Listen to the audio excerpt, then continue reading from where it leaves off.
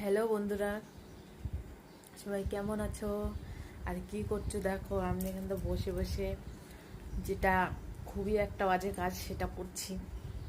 মানে আমার দিক থেকে, সরি তোমাদের দিক থেকে বলছি না।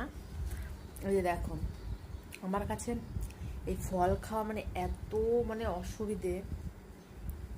এই ফল খাওয়া নিয়ে কথা উঠলেই মনে হচ্ছে আমার মানে বমি হয়ে যাবে। আর এই প্রেগনেন্সিতে তো ফল না খেলে চলেই না।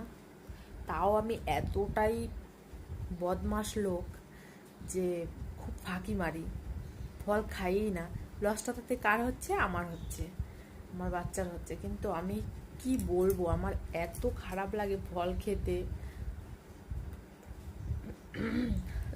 এই যে একটা পেয়ারা খাচ্ছি, আর এই যে এখানে দেখো, এই যে বেদানাগুলো ছুঁড়ে ছুঁড়ে এনেছিলাম, তো ওগুলো শুধু চিত্রে রসটুকু খেয়ে নিয়েছি। মানে নাক চোখ বুঝে এরকম একটা অবস্থা। তো এখন আর কি করবো, বড়মশাই আজকে বাড়িতে আছে, অফিসে যায়নি, আজকে শাল্টিং হলো আর কি। তো সবাই ফল খাবে, আমার মতন কেউ করবে না একদম। আর দেখো কেমন প্রেগনেন্সিতে এখান থেকে কালো স্পট পড়ে গেছে। ঘরের মধ্যে থাকছে, সবটা পরিষ্কার আছে, ঠিকঠাক আছে, কিন্তু এখান থেকে দেখো কালো স্পট পড়ে গেছে। আচ্ছা, কাদের কাদের এরকম হয় বলো তো?